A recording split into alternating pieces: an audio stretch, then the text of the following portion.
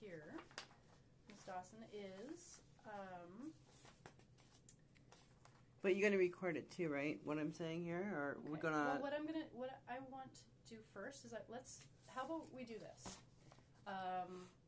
It's recording. It's important to make sure that we have all the truth documents submitted to the tribunal and to the landlord by tomorrow. So what I'm going to do is I'm going to go scan these documents. But I want other testimonies too to be. I know. Yeah. So are you wanting to sign these documents? What I wanted to do is add how much hurt and how much deviant things that my 15 people in the building assume. It's not assuming, it's not assumptioning, it's the truth.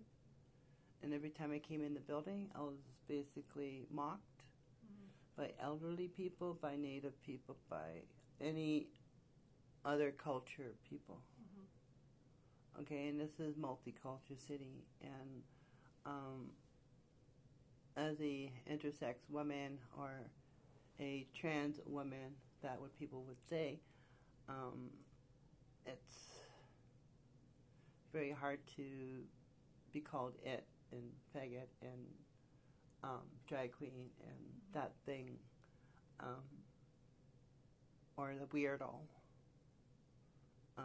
throughout the stay at Boundary Management. And the Aquilini brothers own half the Canucks, and they own half of the Vancouver property. So therefore, they're one of the, I guess, slumlords of Vancouver, because you could keep on hiking the rent up in certain ways to bully people, mothers and fathers, children. But how does this relate to how you were treated in the building? Like you said earlier that people were calling you just coming home and saying that, where that thing lives, and have it on my UV thing, you know, you got your thing cut off and your name is such and such, and the landlord, one of the landlords came in to say, if I ever see anybody going up on a third floor, that's an automatic eviction. Scaring me out of my own privacy, trying to have a meal with someone else. I just bought a brand new barbecue, and I just wanted to have a barbecue out in my little balcony. One woman put male hormones in my coffee. At that state of mind was I in a state of loneliness, or a state of, because I didn't have too many visitors. I only had like a few visitors. So therefore my neighbors thought, oh, we can get away with this because it doesn't have any visitors. So the drug addicts who I saved the life of the person that was dying from fentanyl, the girlfriend was yelling and screaming. I came, approached them, and I gave them mouth-to-mouth sensation, knowing that I could have died from fentanyl doing that. You can do that. Die from helping somebody to save somebody else's life. But they're the first people that found that I was such and such on the internet and started bullying me as a, not a woman, as another, just traumatizing me over and over and over and over, banging on my walls. I phoned the cops numerous times, there's numerous statements probably, and I need that to be forwarded to the tribunal people. Also, Carnegie Outreach got me that place. They were paying half the rent, and I was paying half the rent. And I was getting submission letters saying, well, delay of rent. Knowing that the fact of Sue, the manager, knew that I had my rent already paid. Some of it was going through the ministry, some of it was going through the Carnegie, and Carnegie got me the place, so therefore, you know. But how does that relate to your landlord treating you based on your gender and, like, because you're a woman? And no, it's not just by my landlord. Who else is it by? It's just by the tenants in the building. Okay. By me submitting evidence letters to her stating such and such. They're saying to me is not good. And not giving me a key, to making excuses of saying this is your last set of keys. What does that seem? You know, you're not on my radar yet. Is it correct to say, would you agree that you feel you were treated differently because of your... Year 2016, in September, I won $50,000 in lottery. Congrats. Yeah, but knowing that was before I got a submission to get evicted. Okay. Because of other people's complaints, so therefore, I was putting complaints in. My neighbors are putting complaints in, and therefore they're just making an excuse. Well, they're putting same complaints, same. You know, it's just their lies towards my truth. You know, I don't want my neighbors to call me this and this, and banging on my door, me taking a bath and scaring me out of my bathtub. Yeah, that would be very frustrating. You're paying market rent, and you want peace, but how can you have peace with all these other people saying certain things or using their masculinity or forcing it towards me, and you know, it's just really, it's. How did that make you feel? Scared. I cried. I scared. I was.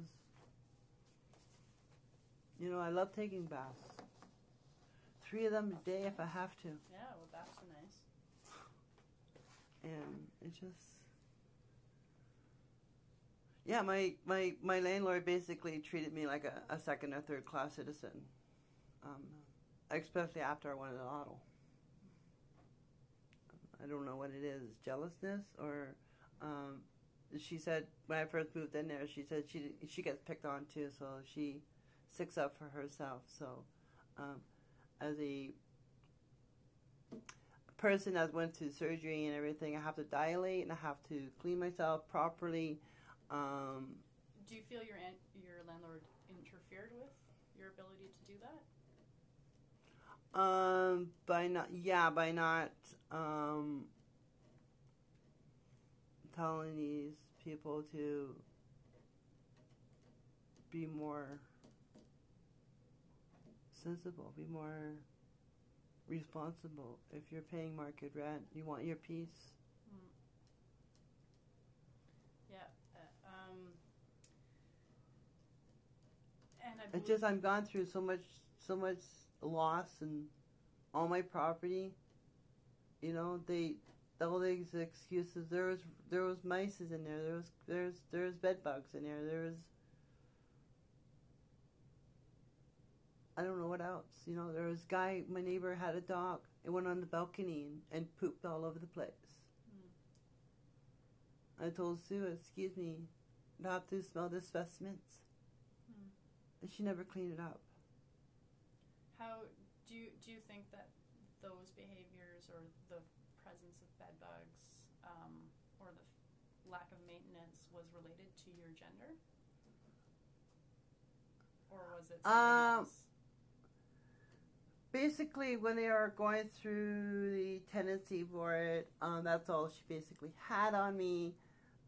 I don't know about all the letters, but so there's a lot of continuous complaints from other people because, when I first moved in there, a native lady says, "You're a man, you're a man, you're a man. You're going to get evicted." So that person had a relationship with the landlord, Sue, and they're talking, and you know, it's just really, it's about my gender. Oh, most definitely. Okay, if I was a quote 100% woman, I would never got bothered. Okay. And also, you know, like because women are very more vulnerable, and trans women are double sex women are more vulnerable over the standard of a Yeah, there's like, a vulnerability with being it's a woman and a trans woman as it's very. I have an outstanding relationship with the tribunal. I won some cases. I could have took Atira. That's back in year 2010. That's when I had lawsuit. I had 2 lawsuits going at once. One against VDP and one against Atira, and I can only handle one. So why don't we bring it back to today and what we're doing with this application to dismiss and your response to it. What I can do is we can Are you recording this or? I'm not, because you are. So. But you could have too. But it's better for you to have it on your phone, because because I mean because that way you have it. It's yours. So what we can do is, for today, we can go over the statements again, and then what I see is that you haven't signed on to them yet. No, I haven't. So let's go over them, and then you can sign on to them if you want. If you want to add anything else, that's up to you as well. If you want, but then what I can do is I can scan them, and then we can make sure that they are faxed to the they're emailed to the landlord, because the landlord we don't have the fax number for the landlord, and we can. What do you mean you can't fax it to them? Because they don't have a fax number. We can email it. Oh, okay. So I'll scan it so we can email to the landlord. Here, so this is a lot to deal with. It is a lot to deal with. I know. I'm still strong, and I'm still happy, and I still have my clothing line. Yeah, you're very strong. So here, this is the cover letter here. And the date. Do you want to sign off on this today? Yeah. Yeah, okay. So the date is April 2nd, right? 2019. I can't sign your name, though. That's up to you, right? Oh, yeah, that would be fraud. I wouldn't think you would be. I wouldn't be doing that. This is the letter to Miss Stevens, and it says, this is the address for the tribunal. It says, to Miss Stevens, and it says, about Dawson and Boundary Management Incorporated, the case number. It says, please see the attached Stevens? Does that? That's Britt. Okay. Britt Stevens at the tribunal. Okay. So please see the attached documents which form my submissions in response to the respondent's application to dismiss the complaint. Sincerely. I'm gonna get this on camera.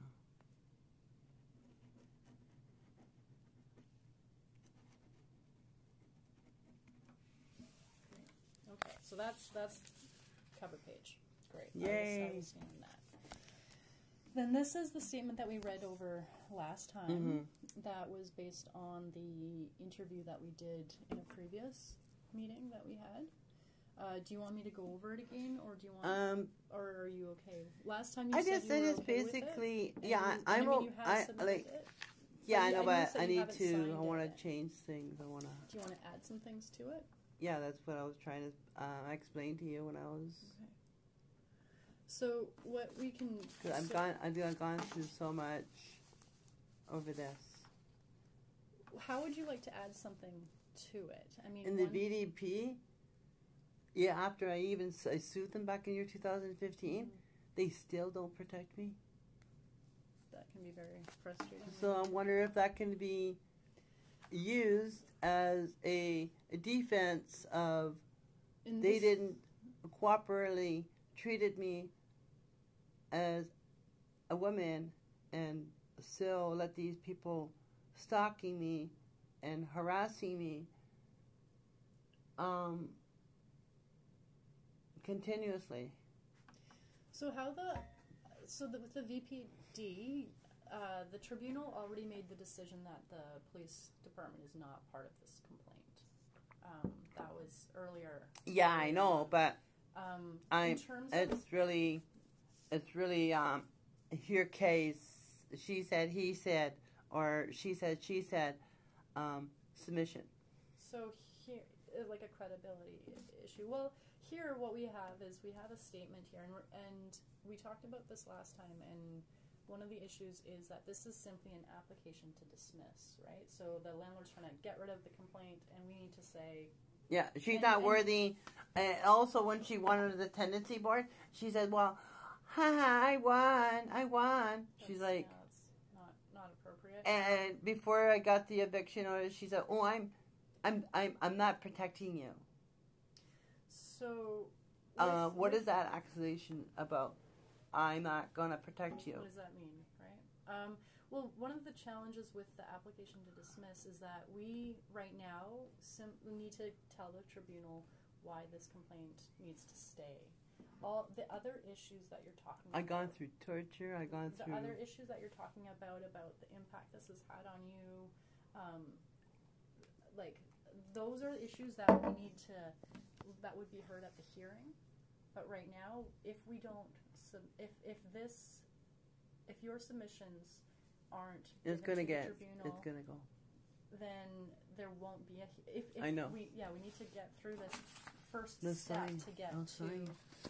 I don't even have to read to it get to the again. hearing. Years. I got phoned the cops several times. Yeah.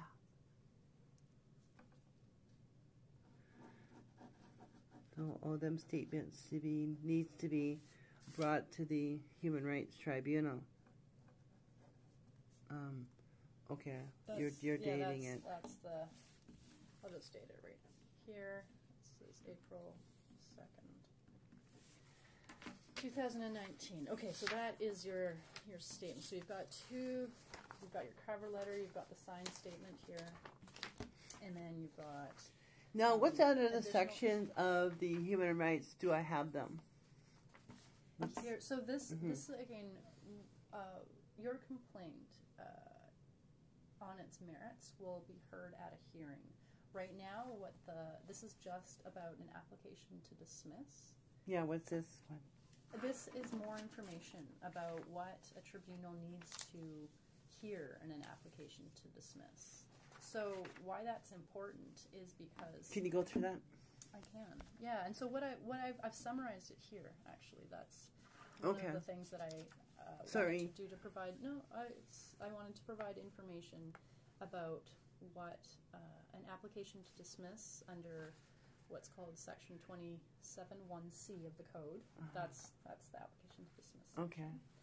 And so what the landlord has said is that there's no reasonable prospect that the complaint will succeed.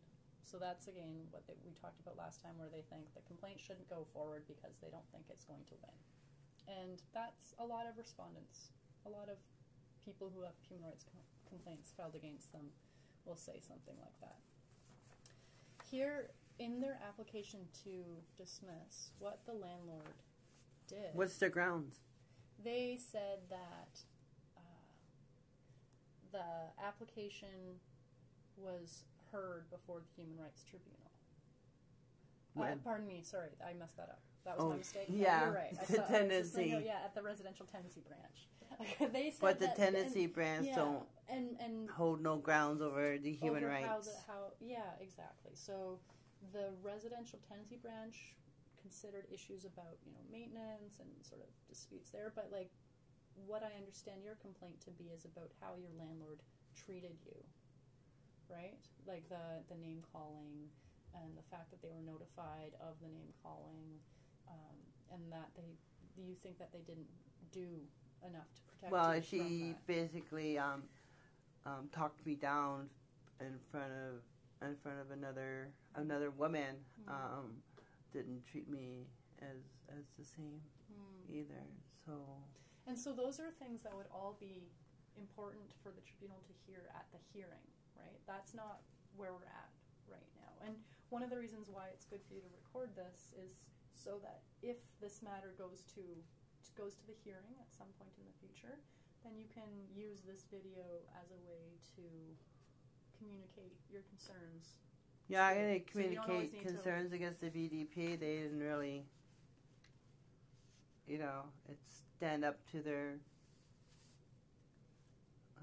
submission of. That was a hearing a couple years ago, right? So why don't we focus on the application to dismiss right now? Here. And this is what this information sheet says is the respondent needs to explain why the complainant's complaint will not be successful. It says, state what parts of discrimination the complaint has no reasonable chance of proving at a hearing, and or what defense the respondent will be able to prove and why. And I have proof. Explain how the information attached to the application supports this. So the respondent in your submissions hasn't done that. Like, they haven't really, they've just simply said, you know, Ms. Dawson was, you know, the issues with Ms. Dawson. What a bad tenant. They submitted the evidence that they provided to the residential tenancy branch. But again, whatever was considered at the residential tenancy branch is different from how you were treated by your landlord. So, the stuff from the tenancy branch, does that have any weight? The landlord will try and say that it does. That's what the landlord is saying. But, again, there is a difference between, in this case, like, what I understand from you is that your landlord treated you like the name calling issues. Those are human rights issues. Right. Right. The residential tenancy branch issues are things like the maintenance of your apartment. Oh, that's horrible. As it was, but those are issues, or even some of the issues that came up with, like, your neighbors there. Not like those are residential tenancy branch issues, but what's relevant to the human rights complaint is your landlord and how they treated you throughout your tenancy, right? Well, she didn't really protect me because I told her about my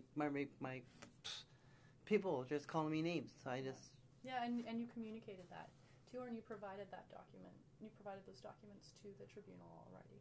Yeah. So this is and there should be 2 letters, documents of witnesses too on my behalf. I had presented them to them too. Yeah. So I've seen that in your evidence that there is 2, right? Yeah. Like that I've seen that in the documents that you provide. I don't have that in front of me right now, but I've seen that in the documents that I've seen earlier. So this is the piece of paper that outlines the difference between the Human Rights Tribunal and the Residential Tenancy Branch. So that's information about, it's a bit, you know, it just has like the code. This is for the tribunal to review. You know, but how much is this in my favor? It's in your favor. I know, but all of it? This is all in your favor. I wouldn't submit anything that was, I wouldn't support you in so section 144. Yeah, so this 46, is saying, 48, 56, and 58, and 61. Numbers, right? Of the administrative. So what does that all state? So what this is saying means? What's that section mean? So what this is, there's 2 pieces of the code that says, one says this is the Residential Tenancy Act, this is the Administrative Tribunals Act, and this sentence right here summarizes it. So what these 2 paragraphs mean is that the effect of this legislation is that the Residential Tenancy Branch does not have the jurisdiction to apply the Human Rights Code, including in the consideration of a matter under the Residential Tenancy Act. That's so I know that's it's weird. Like, it's in your favor, right? It's in your favor, and what that means is that you have made a human rights complaint. It's not a complaint under the Residential Tenancy Act. Mm-hmm. The human rights issues cannot be considered at the Residential Tenancy Branch. So therefore, your complaint still needs to be heard because it's a human rights issue. It's not a Residential Tenancy Branch issue. That's what you. That's and that's okay. That's email what her. this Email okay. it. All right. I know it's a lot to deal with, right? So I will go scan these. And, yeah. I'm happy I get my new tank tops today. That's really fun. Pink on black. That's a good color combo. Okay, are you... Pink means love, and black means so-so. Makes sense? Yeah, that makes a lot of sense. And that's how I feel, you know. Okay, that's fair. So I'm gonna go. Okay. Thank you. You don't have to shut the door. And she's off.